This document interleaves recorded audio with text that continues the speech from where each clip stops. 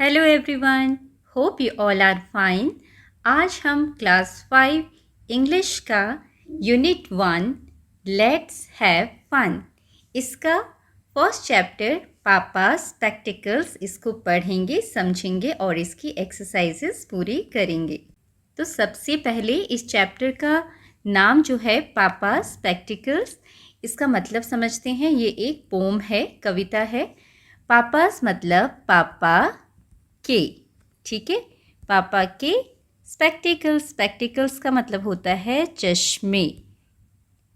आपके घर में भी कोई ना कोई चश्मा पहनता होगा या आपने कभी किसी को देखा होगा चश्मे पहनते हुए, है ना। अपने स्कूल में भी बच्चों को देखा होगा, आपके टीचर्स भी चश्मे पहनते होंगे। तो इंग्लिश में उनको बोला जाता है स्पेक्टिकल्स, ठीक है। और यहाँ पर स्पेक्टिकल्स जो है चश्मे, अगर आपके पास एक चश्मा है, मान लीजिए एक चश्मा है, तो उसको भी आप स्पेक्टिकल्स ही बोलोगे। ऐसा नहीं कि स्पेक्टिकल्स का मतलब दो अलग अलग चश्मे, एक चश्मे को हम स्पेक्टिकल्स ही बोलते हैं। जो स्पेक्टिकल्स होते हैं वो प्लूरल फॉर्म में ही हम बोला जाता है, स्पेक्टिकल नहीं बोलेंगे आप, ठीक है। तो स्पेक्टिकल्स मतलब एक चश्मा। इसी तरीके से जैसे आप सीजर्स के बारे में, सीजर वर्ड पढ़ते हो ना, कैंची, सीजर्स, हम क्या स्पेलिंग लिखते हैं उसका, उसकी स्पेलिंग होती है सीजर्स। कैंची होती है इस तरीके से, ठीक है, कैंची बनाते हैं। तो इसको भी क्या बोला जाता है, सीजर्स। इसको सीजर नहीं बोलते। एक कैंची होगी तब भी सीजर्स बोलेंगे, दो होंगी तब भी सीजर्स ही बोलेंगे, ठीक है। तो इसी तरीके से चश्मे को, एक चश्मा है उसको भी स्पेक्टिकल्स बोला जाता है। Let us recite. तो चलिए सबसे पहले इस पोम को रिसाइट करते हैं। कैसे करेंगे आप, पहले इसको कैसे पढ़ना है, कैसे रिसाइट करना है वो देखेंगे और उसके बाद फिर हम इसका मीनिंग समझेंगे, ठीक है। टुडे आवर पापा is searching everywhere, he has lost his spectacles, it was his only pair, he can't read the newspaper, he can't watch TV, he can't cut the vegetables. Oh, where can it be? He checked inside his pockets. He glanced under his chair. He searched near the window. He looked everywhere. I told him, "Stop, Papa." I went up close and said, "Papa, your spectacles are right there on your head." तो इस तरीके से आप इस pome को recite करेंगे। चलिए अब इसका मतलब समझते हैं। टुडे, टुडे मतलब आज। अवर पापा, अवर पापा मतलब हमारे पापा या हमारे पिताजी। इज सर्चिंग एवरीवेयर, सर्चिंग मतलब ढूंढना, ठीक है, ढूंढना या खोजना, ठीक है, किसी चीज़ को ढूंढ रहे हैं। एवरीवेयर, एवरीवेयर मतलब हर जगह, हर जगह, ठीक है। आज हमारे पिताजी हर जगह ढूंढ रहे हैं। क्या ढूंढ रहे हैं, क्या खोज रहे हैं। He has lost his spectacles, उन्होंने अपने चश्मे खो दिए हैं। लॉस्ट मतलब खो देना, ठीक है। उन्होंने अपने चश्मे खो दिए हैं, उनके चश्मे खो गए हैं। It was his only pair, उनका यही एक क्या था, केवल यही एक पेयर था, चश्मे का पेयर था। अब यहाँ पर पेयर क्यों बोला गया है, आपने देखा है चश्मा इस तरीके का होता है, ठीक है। और चश्मे में कितने लेंसेज होते हैं, दो, एक ये लेंस है और एक ये लेंस, ठीक है। इसलिए इसको बोला है पेयर। पेयर में दो चीज़ें होती हैं ना, जैसे हम बोलते हैं pair of shoes, two items, two things, है ना, दो चीज़ें होती हैं। अगर वन पेयर ऑफ शूज़ बोलोगे तो उसमें दो जूते होंगे, ठीक है। वन पेयर ऑफ सॉक्स बोलोगे, सॉक्स मतलब जुराब, एक पेयर में दो जुराब होते हैं। तो यहाँ पर ओनली पेयर मतलब केवल एक ही पेयर था। पेयर क्यों बोला गया, क्योंकि इसमें दो लेंस है, उन दोनों को मिला के एक चश्मा बना है, तो इसको बोला गया है इसीलिए ओनली पेयर, ठीक है। तो यहाँ पर जो पापा हैं वो हर जगह अपना चश्मा ढूंढ रहे हैं, उनका चश्मा खो गया है। He can't read the newspaper, can't is the short form of can not. Can not को हम क्या लिखते हैं शॉर्ट में, कांट, ठीक है। ही कांट रीड, रीड मतलब पढ़ना, वो नहीं पढ़ सकते। क्या नहीं पढ़ सकते, न्यूज़पेपर, वो समाचार पत्र नहीं पढ़ सकते। ही कांट वॉच टीवी, वो टीवी भी नहीं देख सकते। क्यों, क्योंकि जो लोग चश्मे पहनते हैं, जिनके आईसाइट वीक होती है, अगर वो चश्मे पहनते हैं तभी उनको ठीक से दिखाई देता है ना। अगर वो चश्मा नहीं पहनेंगे और तब ये सारे काम करेंगे तो ना तो उनको कोई चीज़ ठीक से दिखाई देगी, जैसे कि न्यूज़पेपर है, न्यूज़पेपर में जो लेटर्स होते हैं, वर्ड्स होते हैं, वो बहुत छोटे छोटे होते हैं, तो उनको वो ठीक से दिखाई नहीं देंगे, तो वो ठीक से पढ़ भी नहीं पाएंगे। ऐसे ही वो टीवी देखेंगे तो टीवी में जो भी चीज़ें आ रही हैं, लिखा हुआ आ रहा है या पिक्चर्स हैं, वो भी उनको क्लियर नहीं दिखाई देंगे, तो इसलिए वो टीवी भी ठीक से नहीं देख सकते। He can't cut the vegetables, वो सब्जियां भी नहीं काट सकते क्योंकि उनको ठीक से नहीं दिखाई दे रहा है। ओ वेयर कैन इट बी, वो कहाँ हो सकते हैं, है ना। तो इस तरीके से बच्चा बोल रहा है कि पापा के जो चश्मे हैं वो खो गए हैं, पापा उन्हें हर जगह ढूंढ रहे हैं। वो टीवी भी नहीं देख सकते, न्यूज़पेपर भी नहीं पढ़ सकते, सब्जियां भी नहीं काट सकते। अरे वो चश्मे कहाँ होंगे, कहाँ हो सकते हैं वो चश्मे। ही चेक्ड इनसाइड हिज पॉकेट्स, उन्होंने अपने पॉकेट्स के अंदर चेक किया। ठीक है, चेक किया मतलब देखा। ही ग्लांस्ड अंडर हिज चेयर, और ग्लांस मतलब एक नज़र देखना, नज़र डालना, ठीक है, या झांकना। उन्होंने अपनी चेयर के नीचे भी देखा, झांका। ये देखो कैसे पापा चेयर के नीचे देख रहे हैं। ही सर्च्ड नियर द विंडो, उन्होंने विंडो के पास भी देखा। विंडो मतलब खिड़की, सर्च मतलब ढूंढना, उनने खिड़की के पास भी ढूंढा उसे। ही लुक्ड एवरीवेयर, उन्होंने हर जगह देखा। लुक मतलब देखा, एवरीवेयर मतलब हर जगह। पापा ने अपने चश्मों को हर जगह देखा। आई टोल्ड हिम, मैंने उन्हें बोला, स्टॉप पापा, पापा रुको। आई वेंट अप क्लोज, मैं पास गया। ये जो बच्चा है जो बता रहा है पूरी बातें, वो बोलता है मैं अपने पापा के पास गया। एंड सेड, और बोला, papa your spectacles are right there on your head. बच्चे ने पापा को बोला कि पापा आपके चश्मे तो सीधे आपके सिर के ऊपर ही हैं। ऑन योर हेड मतलब सर पर हैं। आपने देखा है ना, कई लोग काम करते हैं चश्मे पहन के, और जब काम हो जाता है या थोड़ी देर रिलैक्स करते हैं वो अपने चश्मों को अपने सर के ऊपर लगा लेते हैं, है ना। तो वैसे ही पापा ने भी जो चश्मे हैं अपने सर के ऊपर रख लिए थे, लगा लिए थे, और उनको ध्यान ही नहीं था और वो उसे हर जगह ढूंढ रहे थे। तो बच्चे ने अपने पापा को बोला कि पापा वो तो सीधे आपके सिर के ऊपर हैं, ठीक है। और इस तरीके से पापा को उनके चश्मे मिल गए। तो ये है एक छोटी सी प्यारी सी पोम। आई होप आपको ये पोम अच्छी लगी होगी और इसका मतलब भी आपको समझ में आया होगा। चलिए अब आगे बढ़ते हैं। न्यू वर्ड्स, इसमें कुछ शब्द दिए हुए हैं। स्पेक्टिकल्स, स्पेक्टिकल्स मतलब चश्मे। पेयर मतलब एक जोड़ी। ग्लैंस्ड मतलब नज़र डालना या झांकना। सर्चिंग मतलब ढूंढना, ठीक है। इसका मीनिंग आपको पता होना चाहिए। Now come to question answer. Let us think. A part, answer the following questions. इन क्वेश्चंस के आंसर्स आपने लिखने हैं। पहला क्वेश्चन है, what is papa searching for, papa क्या ढूंढ रहे थे। तो ये आंसर तो सबको पता चल गया है ना। सब अगर आपने अच्छे से पोम को समझा है तो ये इसका आंसर आप बड़े आसानी से दे सकते हैं। आप लिखेंगे papa is searching for his spectacles. Okay, तो आप इस तरह से आंसर लिखेंगे, papa is searching for his spectacles. Next question is, what are the possible places where papa can find it. कौन सी ऐसी जगह हो सकती हैं जहाँ पॉसिबिलिटी है चश्मा होने की, जहाँ पापा को अपने चश्मे मिल सकते हैं। तो यहाँ पर आप बता सकते हैं, the possible places where papa can find it are inside his pocket, under his chair, near the window, on the table, on the bed etcetera. आप अपने मन से भी यहाँ लिख सकते हैं, बता सकते हैं और कहाँ कहाँ पर चश्मा होने की संभावना है, ठीक है। Next question is, at last where does papa find his lost item.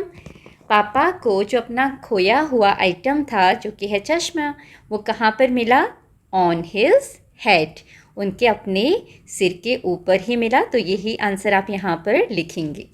So here you have to write the answer like this. At last, Papa finds his lost item on his head. Okay, then full stop. और एक चीज़ यहाँ ध्यान रखिएगा, जब आप answer लिखेंगे, आपने देखा है क्वेश्चन नंबर 3 में here it's written where does लिखा हुआ है। तो यहाँ पर जब आप आंसर लिखेंगे उस आंसर में जो भी डूइंग वर्ड है, जैसे डूइंग वर्ड यहाँ पर फाइंड है, तो उसके साथ आप उसको क्या लिखेंगे, जो आपका जो सब्जेक्ट है, सब्जेक्ट मतलब जो पापा है ना, यहाँ पर सब्जेक्ट पापा हैं, पापा के बारे में बात की जा रही है, तो पापा के साथ आप लिखेंगे सिंगुलर वर्ब है, सिंगुलर है ये, ठीक है, पापा एक ही हैं, तो यहाँ पर हम जो वर्ब है उसके साथ एस लगाएंगे। आंसर जब हम लिखेंगे तो यहाँ पर अगर सिंगुलर है कोई चीज़ तो उसके साथ हम जो वर्ब लिखेंगे उसको उसके साथ एस लगाएंगे, फाइंड्स लिखेंगे, ठीक है, ये ध्यान रखिएगा। तो केवल इसको फाइंड करके मत छोड़ दीजिएगा। एट लास्ट पापा finds his lost item on his head. Now next is think and discuss. First question, apart from reading, guess some other chores that Papa cannot do without the spectacles. तो यहाँ पर आपसे पूछा है कि आपने और भी काम बताने हैं। chores मतलब है यहाँ पर काम। apart from reading मतलब रीडिंग के अलावा कोई और काम जो पापा बिना स्पेक्टिकल्स के नहीं कर सकते, वो क्या क्या हो सकते हैं, वो काम आप यहाँ पर लिखेंगे। विदाउट मतलब बिना स्पेक्टिकल्स के थे, विदाउट स्पेक्टिकल्स मतलब बिना स्पेक्टिकल्स के। तो ये कुछ तो आपको इस पोम में ही दिए हुए हैं, जैसे कि he can not cut the vegetables, है ना, he can not watch TV. तो ऐसे ही और काम आप बता सकते हैं, आपको यहाँ पर लिखना है। So here you can write the answer of first question B part. Papa can not write, cut vegetables, watch TV, make drawing, play games etcetera without the spectacles. You can write here without the spectacles. Okay. Now next question is, what makes your papa happy? क्या चीज़ें आपकी पापा को खुश करती हैं। तो बच्चों यहाँ पर जो जो चीज़ें आपके पापा को खुश करती हैं, आप ऐसा कौन सा काम करते हो जिससे आपके पापा खुश हो जाते हैं, वो चीज़ें आपने यहाँ पर लिखनी हैं। तो यहाँ पर कुछ एग्जाम्पल्स लिख दिए हैं जिससे पापा खुश होते हैं। इसके अलावा आप और भी चीज़ें लिख सकते हैं जिससे आपके पापा खुश होते हैं, जैसे ग्रीटिंग द एल्डर्स, बड़ों को ग्रीट करना, नमस्कार करना, पैर छूना, है ना, इससे पापा मम्मी जो आपके पेरेंट्स हैं खुश होते हैं। हेल्पिंग द फैमिली मेम्बर्स की मदद करना। Doing homework and studying properly, अगर आप अच्छे से होमवर्क करोगे और अच्छी तरह पढ़ोगे तो आपके पेरेंट्स, चाहे मदर हो या फादर, वो खुश होंगे। प्लेइंग गेम्स विद हिम, जब आप अपने फादर के साथ, पापा के साथ या मदर के साथ गेम्स खेलते हो तब भी वो खुश होते हैं। तो ऐसी बहुत सारी चीज़ें होती हैं जिससे आपके पेरेंट्स या फादर या मदर खुश होते हैं। तो यहाँ पर आप वो चीज़ें लिख सकते हो अपने मन से जिससे आपके फादर खुश होते हैं। Next is make a list of things as instructed below. यहाँ पर आपने कुछ चीज़ों की लिस्ट बनानी है, जैसे नीचे दिया हुआ है, इंस्ट्रक्शन दिए हुए हैं किस चीज़ की लिस्ट बनानी है, उसको पढ़कर आपने लिखना है। पहला है things generally misplaced at your home. आपके घर में ज़्यादातर अक्सर जो चीज़ें खो जाती हैं, मिसप्लेस हो जाती हैं, मतलब एक जगह से दूसरी जगह रख देते हैं आप और ध्यान नहीं रहता, भूल जाते हैं और फिर घर के सारे मेंबर्स मिलके उसे ढूंढते रहते हैं। तो उन चीज़ों की लिस्ट यहाँ पर बनानी है। आपको जो स्पेस दी हुई है यहाँ पर कोई 4 चीज़ों के नाम आप लिख सकते हैं और अगले सामने कॉलम में लिखना है who helps in finding these misplaced things, और कौन उन मिसप्लेस्ड हुई चीज़ों को ढूंढने में मदद करता है, ठीक है। तो उनके नाम आपने सामने लिखने हैं। तो यहाँ पर एग्जाम्पल के लिए कुछ चीज़ों के नाम लिख दिए हैं, जैसे कि कीज़। अक्सर घर में क्या होता है, चाबियाँ खो जाती हैं, मिसप्लेस हो जाती हैं और हमें पता नहीं रहता कि हमने कहाँ रख दिए हैं। तो उनको कौन ढूंढता है, मदर मदद करती हैं, हेल्प करती हैं, उनको ईजिली मिल जाता है। टीवी रिमोट, अक्सर हम टीवी देखते हैं और रिमोट कई बार ऐसा होता है कि हमें पता ही नहीं चलता हमने कहाँ रख दिया है और हमारे घर के कोई ना कोई मेंबर उसे ढूंढ लेते हैं। जैसे हमारे घर में ब्रदर ढूंढ लेता है, तो ऐसे ही आपके घर में जो भी टीवी रिमोट को ढूंढ लेता है उसको मिसप्लेस होने से बचा लेता है, या फिर आप बोलो उसको हेल्प करता है उसको ढूंढने में। ऐसे ही आपके घर में जो भी टीवी रिमोट को ढूंढ लेता है, ढूंढने में मदद करता है, उसका नाम आपने यहाँ पर लिखना है। फिर है सीजर्स, कैंची। कैंची भी अक्सर बच्चे यूज़ करते हैं कुछ कुछ चीज़ें बनाने के लिए, कटिंग क्राफ्ट के लिए, है ना। और फिर मिसप्लेस हो जाती है और उसे कौन ढूंढ लेता है, सिस्टर ढूंढती हैं। ऐसे ही स्कूल आई कार्ड, अक्सर बच्चे अपना स्कूल आई कार्ड कहीं रख कर भूल जाते हैं घर में, फिर उसे कौन ढूंढते हैं, फादर ढूंढ लेते हैं। तो आपके घर में जो भी ढूंढते हैं उनका नाम आप सामने लिखेंगे। इनके अलावा और बाकी चीज़ों के नाम भी आप लिख सकते हैं, जैसे स्पेक्टिकल्स होते हैं, दादाजी या दादी माँ या आपके पेरेंट्स या कोई भी चश्मा पहनता है तो कभी कभी मिसप्लेस हो जाता है, तो उसे कौन ढूंढता है वो भी आप यहाँ पर लिख सकते हैं। आगे है, how would you express your gratitude to them. Gratitude का मतलब होता है कृतज्ञता या आभार, ठीक है, आभार दिखाना। तो आप उनका आभार कैसे प्रकट करोगे, कृतज्ञ कैसे होगे? जब कोई ये सामान जो मिसप्लेस हुआ ढूंढ लेता है तो हम जो भी फैमिली मेम्बर्स इनको ढूंढता है उसको हम क्या बोल सकते हैं, थैंक यू। तो आप लिख सकते हैं यहाँ पर, I express my gratitude to them by saying thank you. Okay, so you can write your answer like this, I express my gratitude to them by saying thank you. आगे है, things generally misplaced at your school. Okay, तो यहाँ पर उन चीज़ों के नाम लिखने हैं जो स्कूल में मिसप्लेस हो जाती हैं अक्सर, ठीक है। और सामने who help in finding these misplaced things, इन चीज़ों को ढूंढने में कौन मदद करता है। तो जैसे आपने अभी घर का लिखा था, घर में कौन कौन सी चीज़ें मिसप्लेस हो जाती हैं, ऐसे ही अब आप स्कूल में जो चीज़ें मिसप्लेस हो जाती हैं उनके नाम लिखेंगे और उनको कौन ढूंढता है उनके नाम सामने लिखेंगे। तो यहाँ पर कुछ एग्जाम्पल्स लिख दिए हैं जो चीज़ें स्कूल में मिसप्लेस हो जाती हैं, जैसे कि आपकी पेंसिल है या इरेज़र है या कभी ज्योमेट्री बॉक्स है, तो उसको ढूंढने में आपकी मदद कौन करता है उसका नाम आप सामने लिखेंगे। जैसे यहाँ एग्जाम्पल के लिए फ्रेंड लिख दिया है, आपके जो दोस्त हैं वो आपकी मदद करते हैं उसको ढूंढने में। नोटबुक, कभी कभी आपकी कॉपीज़ जो है नोटबुक हैं वो मिसप्लेस हो जाती हैं, बुक्स मिसप्लेस हो जाती हैं, तो आपके टीचर और या फिर आपके फ्रेंड भी आपकी मदद कर सकते हैं उसको ढूंढने में। देन वाटर बॉटल, आप लंच टाइम में लंच करते हैं और अपनी वाटर बॉटल बाहर ही भूल जाते हो ग्राउंड में, है ना, या आप जहाँ पर पार्क में बैठते हो या आपके गार्डन में, स्कूल गार्डन में बैठते हो, वहाँ भूल जाते हो।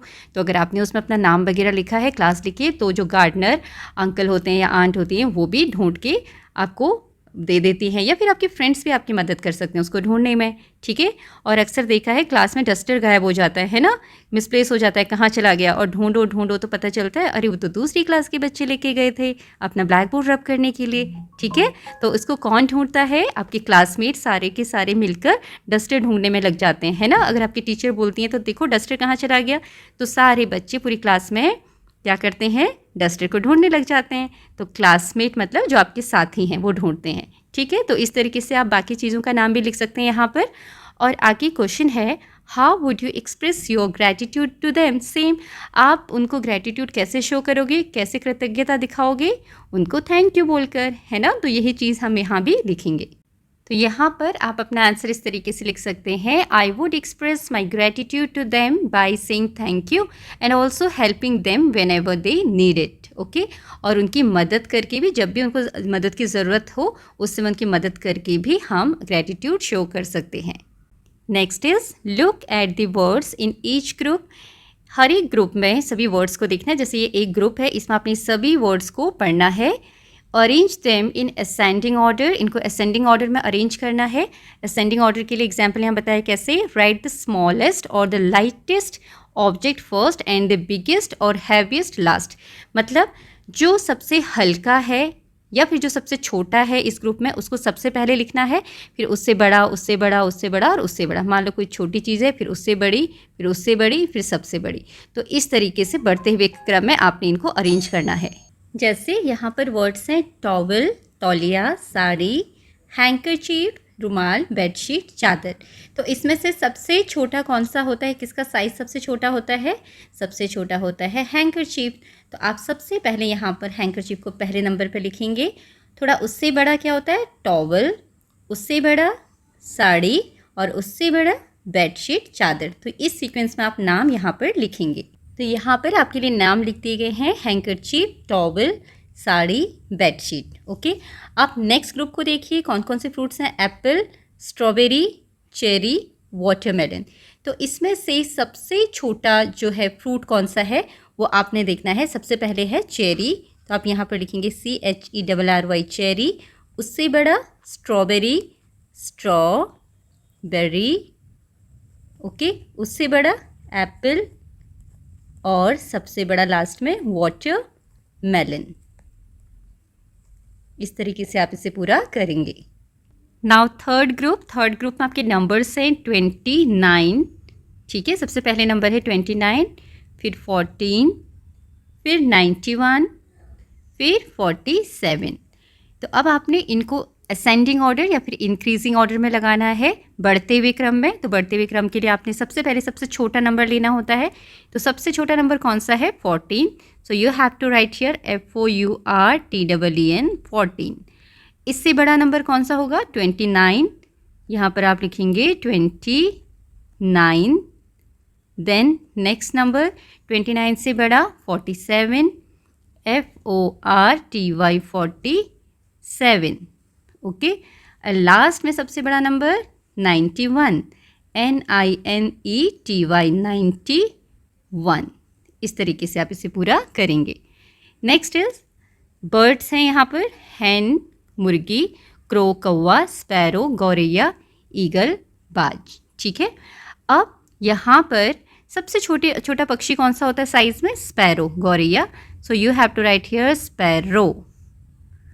उससे बड़ा क्रो, कौवा। हैन उससे भी बड़ी होती है।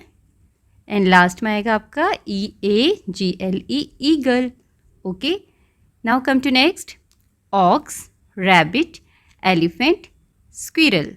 स्क्विरल मतलब गिलहरी, ठीक है। ऑक्स आपका बैल हो गया, रैबिट खरगोश, एलिफेंट हाथी। तो सबसे छोटा कौन सा इसमें? स्क्विरल, गिलहरी। So you have to write here SQUIRREL, squirrel, गिलहरी। उससे बड़ा रैबिट, उससे बड़ा ऑक्स, और उससे भी बड़ा एलिफेंट। तो ये हो गया आपके इंक्रीजिंग ऑर्डर या फिर असेंडिंग ऑर्डर में अरेंज करना, okay. Now next is right 2 examples more following the same pattern. यहाँ पर आपने इसी तरीके के 2 एग्जाम्पल देने हैं सेम पैटर्न को फॉलो करते हुए। तो यहाँ पर 2 एग्जाम्पल्स लिख दिए हैं, 2 क्वेश्चंस लिख दिए हैं, जैसे कि जग, ग्लास, बकेट, ड्रम। तो इसमें से सबसे छोटा क्या है? किसमें सबसे कम पानी आता है? जग में, नो। ग्लास में, तो आप सबसे पहले क्या लिखेंगे? GLASS, glass. फिर उससे बड़ा जग, उससे बड़ा बकेट, और लास्ट में ड्रम। ड्रम सबसे बड़ा होता है इनमें से, तो ये हम लास्ट में लिखेंगे। ऐसे ही कार, स्कूटर, एरोप्लेन, बस। तो सबसे छोटा क्या है इसमें? Scooter, okay. उससे बड़ा कार, उससे बड़ी बस, और एरोप्लेन इसमें से सबसे बड़ा है, तो इसे हम लास्ट में लिखेंगे इस तरीके से, ठीक है। तो ऐसे ही आप और भी एग्जाम्पल्स इसके बना सकते हैं। Now come to next, note the following phrase, a pair of shoes. आपको चैप्टर के स्टार्टिंग में बताया था जब पोम पढ़ाई थी, इसको हम क्या बोलते हैं? पेयर, एक जोड़ी जिसमें 2 आइटम्स होते हैं, 2 पीसेस, है ना। 2 पीस हैं ये जूतों के, और इनको मिलाकर क्या बनता है? 1 पेयर, ओके। इसको हम बोलते हैं एक जोड़ी जूते। एक जोड़ी के अंदर 2 पीस होते हैं। अगर हम बोलेंगे 1 पेयर ऑफ सॉक्स, उसके अंदर हमारी 2 सॉक्स होंगे, ठीक है। तो यहाँ पर the word pair is use in all the phrases given below. यहाँ पर सभी फ्रेजेस में क्या लिखा है? पेयर वर्ड यूज़ किया गया है। Fill in the blanks and complete the phrases. Phrases means group of words, ठीक है। शब्दों के ग्रुप को, समूह को हम फ्रेज बोलते हैं। यहाँ पर आपने इन जो भी चीज़ें दी हैं इनके नाम लिखने हैं, और इन सब के साथ हम पेयर यूज़ करते हैं, ठीक है। ए पेयर ऑफ सीजर्स, यहाँ पर क्या लिखोगे आप?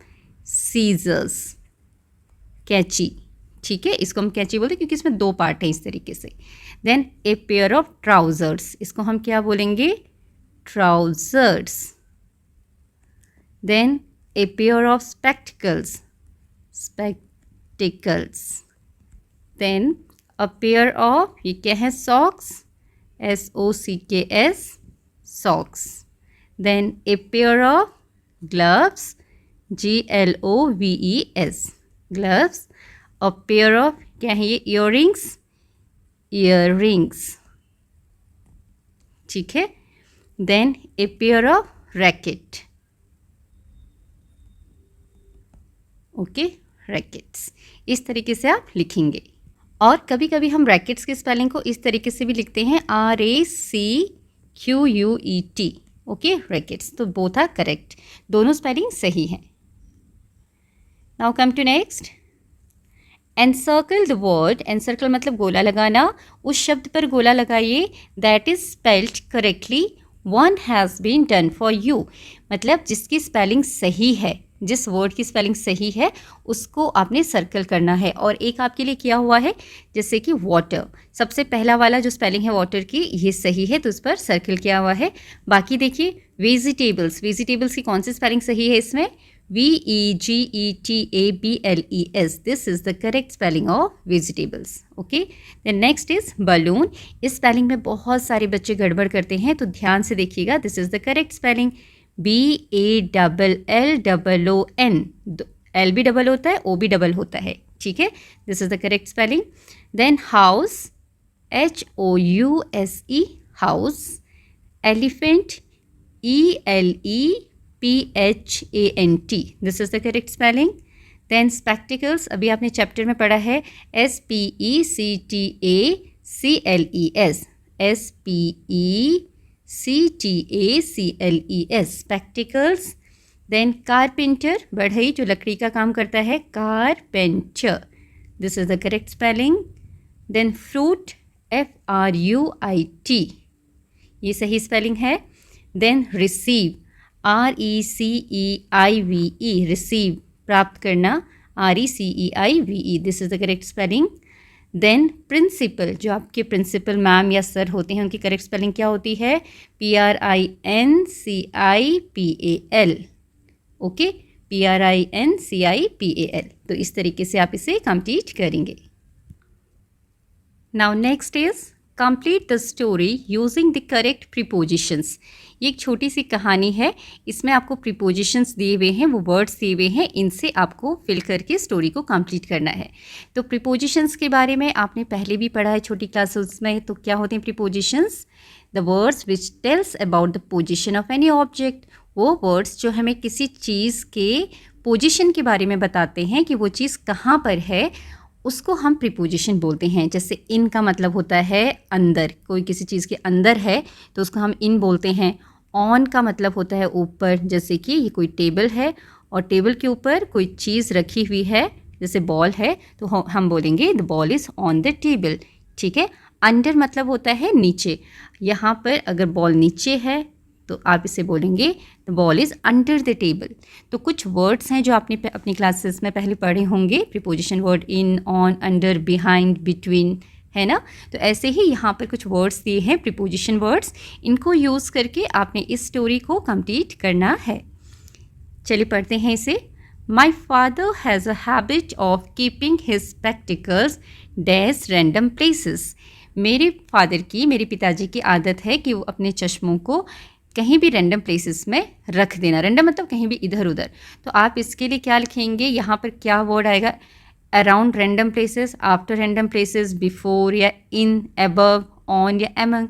तो यहाँ पर आप लिखेंगे इन रैंडम प्लेसेस, किसी भी जगह में, ठीक है, किसी भी जगह में रख देते हैं।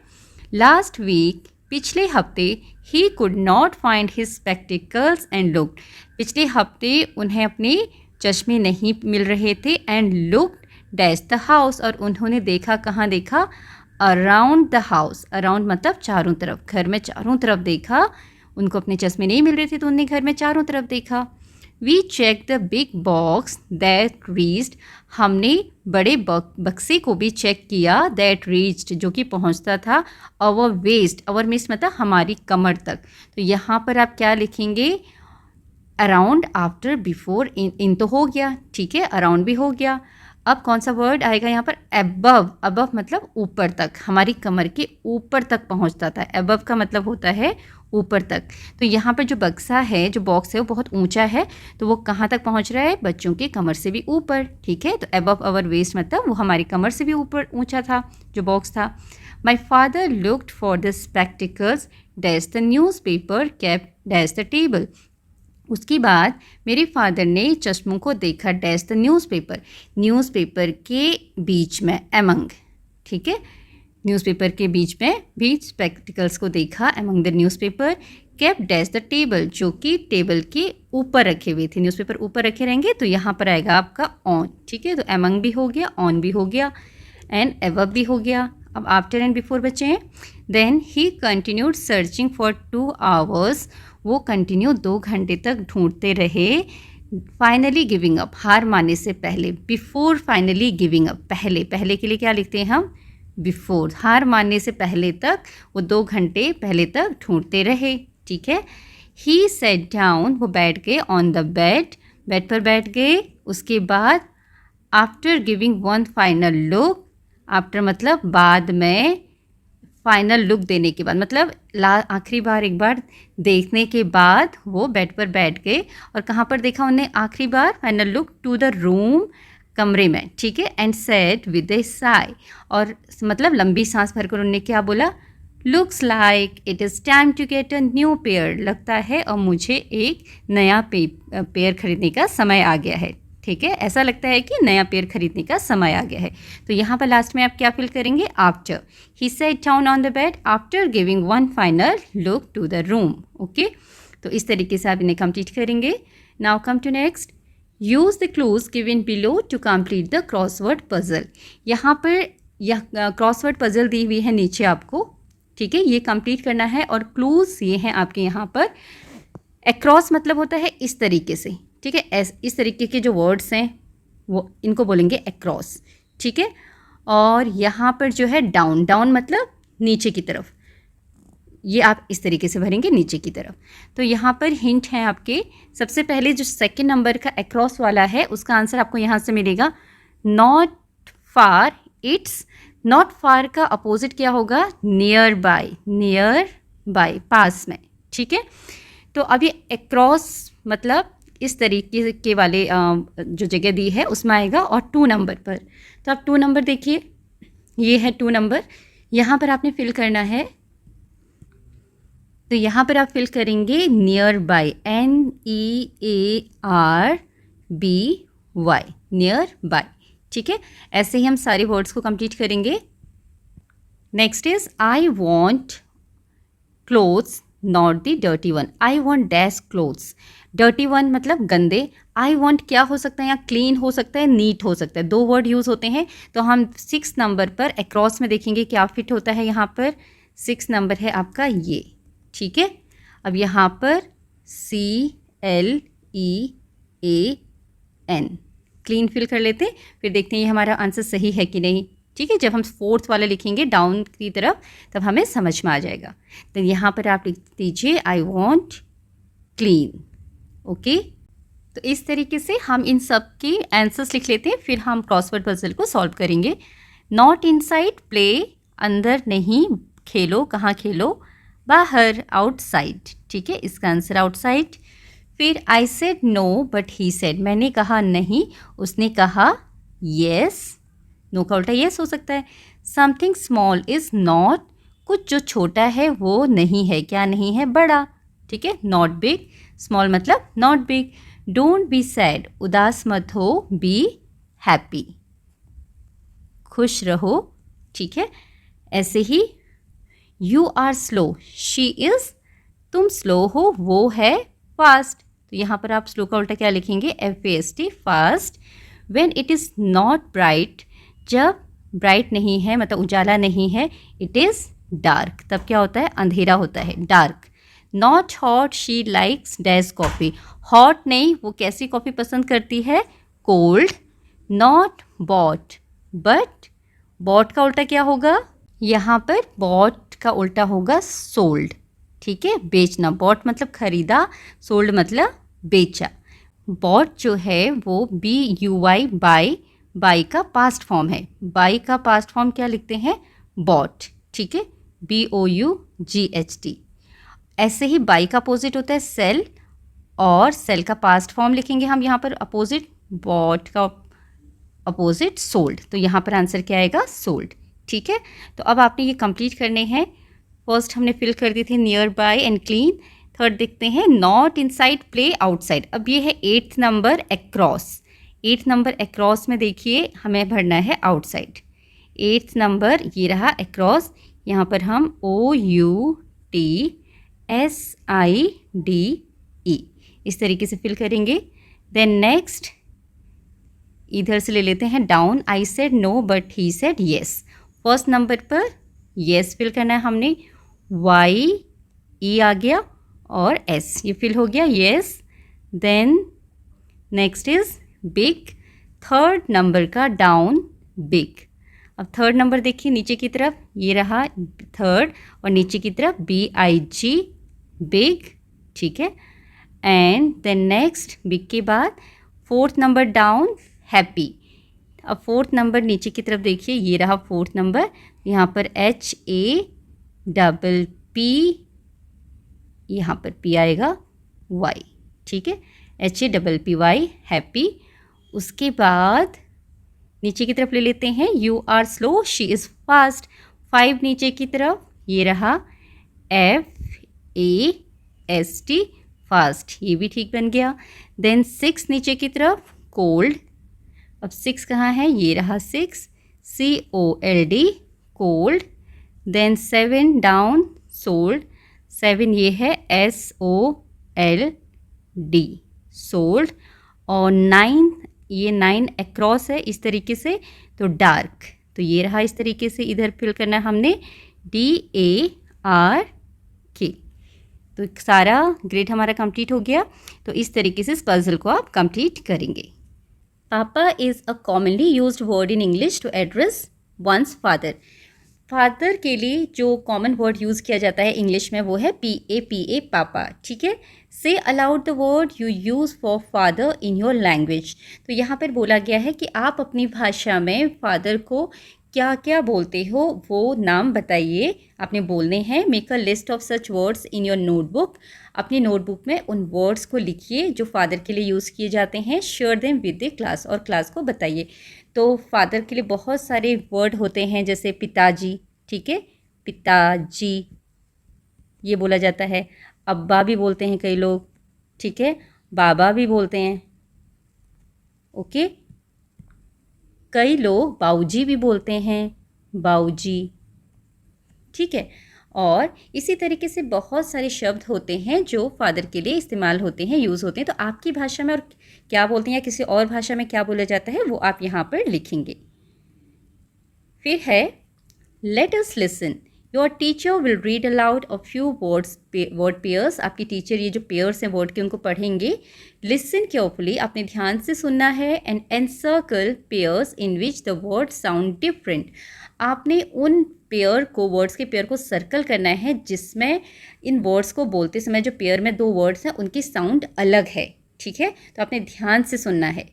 तो यहाँ पर सबसे पहला जो ग्रुप है या आप बोलेंगे पेयर है, देखो पेयर ही बोला है ना, इसको हम पढ़ते हैं पेयर, ठीक है। पेयर मतलब जोड़ी, और इसको हम बोलते हैं पेयर। पेयर मतलब आपका जो साथ में ग्रुप होता है उसको पेयर ग्रुप, जो फ्रेंड्स होते हैं आपके साथ में पढ़ने वाले, खेलने वाले, पेयर ग्रुप, ठीक है, साथी।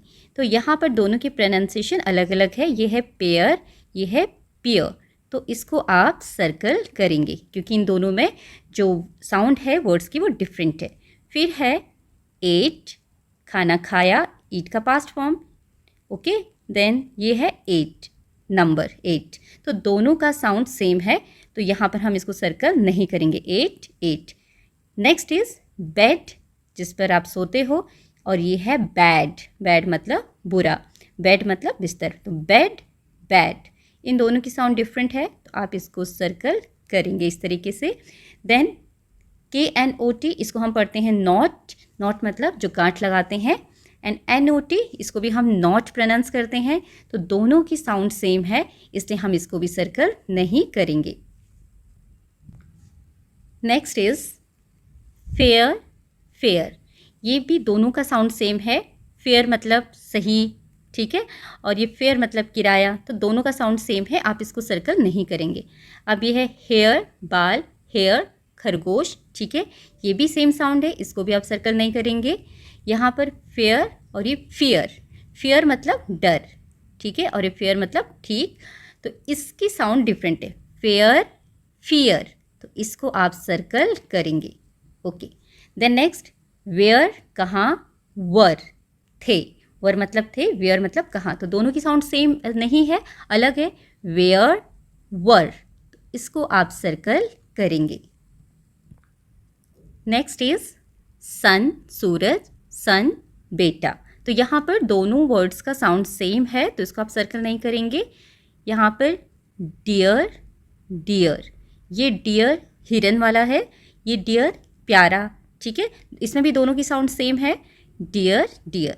नेक्स्ट इज कोल्ड कुड, इसको हम कैसे प्रोनाउंस करते हैं, कुड को, इसमें एल साइलेंट होता है तो हम इसको कुड बोलते हैं। तो ये कोल्ड है, ये कुड है, कोल्ड मतलब ठंडा, could is the past form of can, can का पास्ट फॉर्म क्या होता है, कुड, हो सकना, कुछ कर सकना, ठीक है, तो इन दोनों की साउंड डिफरेंट है तो हम इसको सर्कल करेंगे। देन हील हील, पहला वाला जो हील है HEAL, इसका मतलब है कि जैसे कोई चोट लगती है तो वो ठीक होती है, हील होती है ना, वो ठीक होना।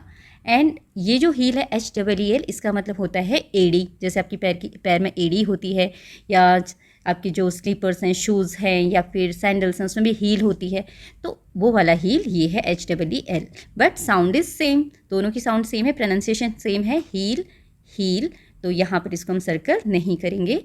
Then knot and note, okay, KNOT knot, गांठ बांधना, और ये है NOTE नोट, किसी चीज़ को नोट करना, लिखना, है ना, तो यहाँ पर इन दोनों की साउंड डिफरेंट है, नॉट एंड नोट, तो आप इसको सर्कल करेंगे। Next is dare dear, dare means होता है हिम्मत करना, डियर मतलब प्यारा, तो यहाँ पर दोनों का साउंड डिफरेंट है, डेयर डियर, तो यहाँ पर आप इसको सर्कल करेंगे। नेक्स्ट इज वुड, वुड मतलब लकड़ी, and here in this word WOULD, L is silent, इस शब्द में एल साइलेंट है, तो हम इसको कैसे पढ़ते हैं, वुड, ओके, विल का पास्ट फॉर्म में लिखते हैं, विल वुड, ओके। देन आप दोनों का साउंड क्या हो रहा है, सेम हो रहा है, तो आप इसको सर्कल नहीं करेंगे। Then next is fill, FILL fill, भरना, फील महसूस करना, FEEL फील महसूस करना, तो दोनों को बोलते समय अलग तरह की साउंड आ रही है, प्रोनाउंसिएशन डिफरेंट है, फिल फील, तो आप इसको सर्कल करेंगे, okay. Next is let us right, चलो लिखते हैं, क्या लिखना है इसमें, राइट द पोम पापा spectacles in the form of a story in your notebook, आपने जो ये पोम पढ़ी है आपने पापा स्पेक्टिकल्स को, इसको एक कहानी के रूप में लिखना है अपनी नोटबुक में। Share your story with the class, और क्लास के साथ ये जो आपने कहानी लिखी है उसको शेयर करना है। You may start like this, आप इसको इस तरीके से शुरू कर सकते हैं, today my father is unhappy, आज मेरे पापा अनहैप्पी हैं, दुखी हैं, फिर आगे क्यों, वो सब बातें आप पूरी जो पोम है उसको कहानी के फॉर्म में लिखेंगे। So you can write the story like this, today my father is unhappy because he has lost his spectacles, he has searched it everywhere in the house but could not find it. He has only one pair of spectacles. Without spectacles, it is very difficult for him to read the newspaper, watch TV, and cut the vegetables. When I went close to him, I saw that the spectacles were on his head. I told him about it. He became so happy on finding the spectacles that he started jumping with joy. ठीक है, तो यहाँ पर ये बताया गया है कि today my father is unhappy, आज मेरे पापा दुखी हैं क्योंकि उनका जो चश्मा है वो खो गया है। उन्होंने उसे पूरे घर में ढूंढा, सर्च किया, but could not find it, but वो नहीं मिला। It has only one pair of he has only one pair of spectacles, उनके पास केवल एक ही पेयर है चश्मे का। विदाउट स्पेक्टिकल, चश्मे के बिना उनके लिए ये सब काम बहुत मुश्किल है, जैसे कि to read the newspaper, newspaper पढ़ना, वॉच टीवी देखना, या फिर कट द वेजिटेबल्स, सब्जियां काटना। When I went close to him, जब मैं उनके पास गया, I saw that the spectacles were on his head, तो मैंने देखा कि चश्मे उनके सिर के ऊपर थे। I told him about it, मैंने उन्हें इसके बारे में बताया और वो बहुत खुश हो गए और खुशी से वो जंप करने लगे। उन्हें इतनी खुशी हुई कि वो खुशी से जंप करने लगे चश्मे पाने की वजह से। ठीक है, तो इस तरीके से आप अपना आंसर लिख सकते हैं। Now next is let us to A part, fun with matchsticks. ये माचिस की तीलियाँ हैं, माचिस की तीलियों से आपने थोड़ा फन करना है। Move 3 matchsticks to make 3 squares. यहाँ पर अभी कितने स्क्वायर्स दिख रहे हैं आपको? 4, ठीक है, 1 2 3 4। इसमें से कोई भी 3 मैस्टिक्स को हटा के 3 स्क्वायर्स बनाने आपने। तो हम क्या करेंगे, यहाँ पर सबसे पहले हम एक तो ये वाली मैस्टिक, ठीक है, जो ये है इसे हटा देंगे और इसे भी हटा देंगे, ठीक है, और उसके बाद एक हम इसको हटा देंगे, ये वाली मैस्टिक। तो आपके पास कैसा पिक्चर बनेगा? आपका ये वाला स्क्वायर कंप्लीट रहेगा। जैसे मान लीजिए आपका ये स्क्वायर है, ये कंप्लीट है, और ऊपर आपने जो ये 2 हटाई हैं उसको छोड़ के फिर किस तरीके का स्ट्रक्चर रहेगा आपका? ये वाली लाइन रहेगी, ठीक है, एंड यहाँ पर ये वाली लाइन रहेगी और ये वाली लाइन भी रहेगी, ठीक है, एंड उसके बाद ये वाला स्क्वायर जो ऊपर में है वो कंप्लीट रहेगा आपका इस तरीके से, ठीक है। अब आपने क्या करना है, आपने 3 मैस्टिक हटाई हैं, एक ये वाला और एक ये वाला और एक इधर वाला। अब इन तीनों को हमें एडजस्ट करना है ताकि हम एक और स्क्वायर बना सकें। तो आप उस एक मैस्टिक को इस तरीके से यहाँ पर एडजस्ट कर सकते हैं, एक को इस तरीके से लगा सकते हैं और एक को इस तरीके से, ठीक है। तो ये 1 2 3 मैस्टिक हमारे यहाँ पर आ गए, जो हमारे यहाँ से 1 2 और 3 मैस्टिक गए थे, हमने वो नीचे इस तरीके से लगा दिए। तो ये बन गए 3 स्क्वायर्स। तो इस तरीके से आप इसे करेंगे। Now next is B part, look at the flame. Flame मतलब लौ, जो ये लौ जलती है, आप दिया जलाते हैं या फिर कैंडल जलाते हैं, ऊपर जो बर्निंग वाला पोर्शन होता है, आग जो होती है, उसको हम लौ बोलते हैं, इंग्लिश में इसको बोला जाता है flame. Touch the red star with the tip of your nose.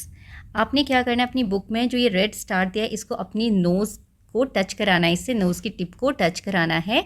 And look at the candle, और इस कैंडल को देखना है। And low it start burning, और आपको क्या लगेगा कि कैंडल जल रही है, आपको जो फ्लेम है इसके ऊपर नज़र आएगी, ठीक है। तो ये फन के लिए है, ये एक्टिविटी आप करके देखिएगा। Now come to next, look carefully, can you find D. क्या आप इसमें डी ढूंढ सकते हैं? डी कहाँ पर बना है? तो आपने ध्यान से देखना है कि डी कहाँ पर है। तो डी यहाँ पर है, दिस इज़ द डी। तो आपने ढूंढना है और बताना है डी कहाँ पर है। ये फन एक्टिविटी है, okay. Now next is just for fun riddle, एक पहेली है। I go to the market, मैं बाज़ार गया। I lovingly bring you home, मैं प्यार से तुम्हें घर लेकर आया। I sit in front of you, मैं तुम्हारे सामने बैठा या बैठी। And I cry cry cry, what is it, और मैं रोया रोया रोया या रोई रोई रोई। तो ऐसी कौन सी चीज़ है जो हम घर लेकर आते हैं और फिर उसके सामने हम बैठते हैं तो हमारे आंसू निकलने लगते हैं? दैट इज़ ऑनियन, प्याज, ONION, ऑनियन, प्याज। प्याज जब काटते हैं आंसू निकलते हैं, इसीलिए कि छोटी सी रिडल बनाई गई है उसके बारे में। तो यहाँ पर हमारा ये चैप्टर कंप्लीट होता है। आई होप इसमें जो भी चीज़ें आपको समझाई गई वो आपको अच्छी तरीके से समझ में आई होंगी। और अगर आपको वीडियो पसंद आई है तो press the like button and thank you for watching.